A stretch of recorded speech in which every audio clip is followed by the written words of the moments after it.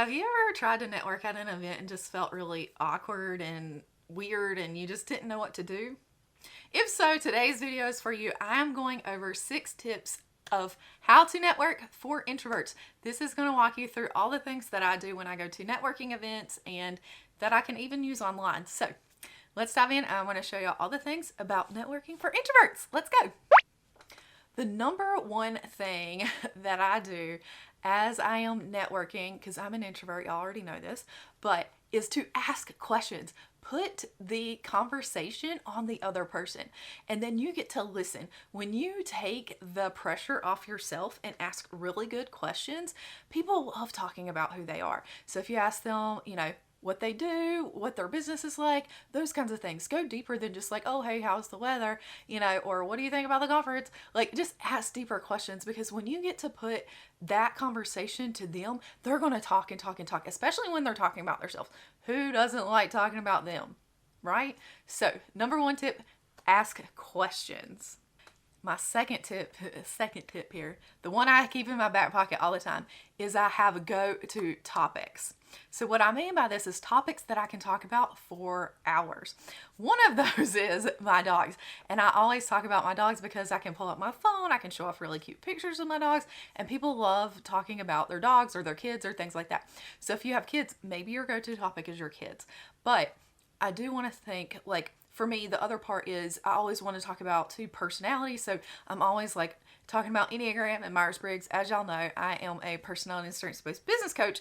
And part of that is all about Enneagram and Myers-Briggs and how you can make your business work for you with that. So for me, it's about bringing up those topics and making it easy.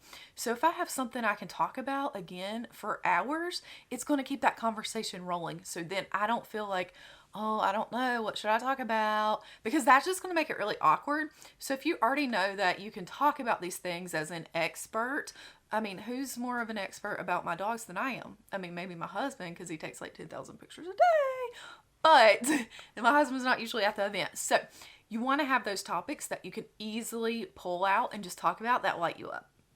When we are at networking events or conferences or, wherever we are, it is hard to think quality over quantity, but that is my third tip for y'all. Instead of thinking, hey, I'm at this conference and I need to meet 10,000 people or 100 or whatever, quality over quantity always, y'all. This is one thing I learned in my sorority when we gave out bids and stuff, but it's so true. You want to make sure you're networking with quality people. The people that could potentially benefit from your services or that you could potentially benefit from having them in your circle. So it's all about creating a win-win relationship. So again, quality over quantity. Don't just feel like you need to go and network with every single person at every single place, at every single conference. No, maybe you're at a networking event and there's 10 people there. Pick one person. Focus on small quality conversations. You don't have to network with everybody, y'all. I hope this one goes without saying, but my fourth tip for y'all, as we all know, people can be energy vampires for us introverts. So you have to pace yourself. So if you're at a multiple day conference, maybe you need to go take a nap one day. Or if you're at a one-day conference, maybe you need to go take a 15-minute bathroom break and a coffee break or whatever. But make sure that you recharge in between these networking sessions, because you're just going to drain yourself and it's going to show. Your energy is going to be low. You're not going to be engaged in the conversation. And when you're talking to people, you really want to be on, so that way it's not just like this conversation where it starts getting awkward. And then you can go back to tip number 2 and start talking about all the things that light you up, right? So y'all, don't forget, pace yourself, build in those breaks, go take them when you need them. Now, I'm not giving you permission to go hide in your hotel room. I'm not giving you permission to go hide in the car or in the bathroom. I am giving you permission to recharge, recalibrate, take a break, and get centered, so when you go back to networking and talking to people, you are ready to go.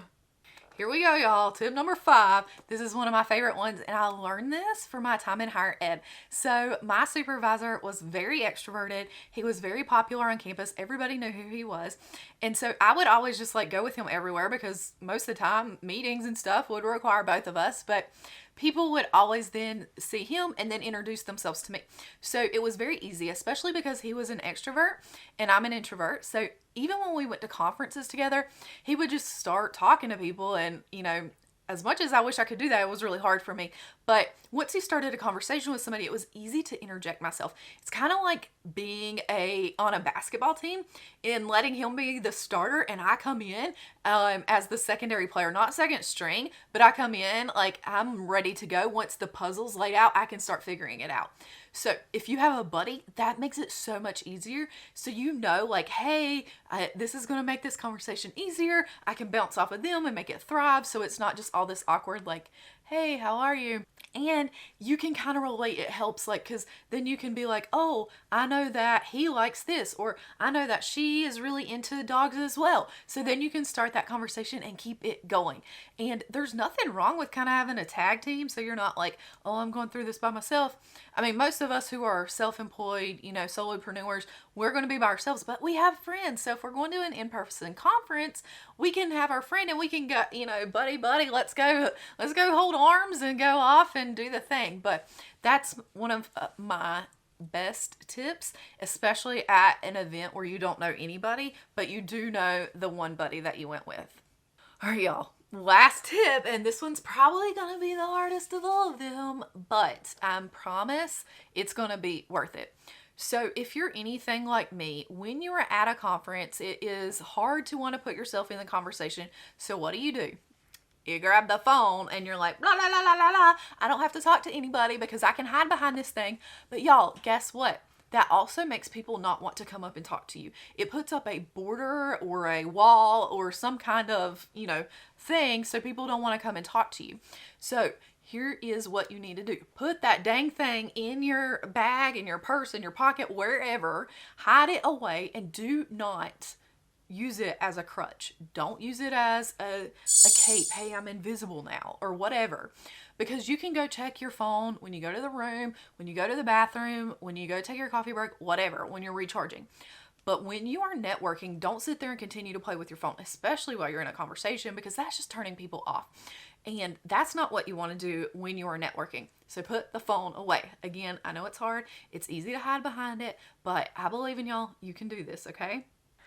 Y'all, oh my gosh. Okay, so that was 6 of my very best networking tips for introverts.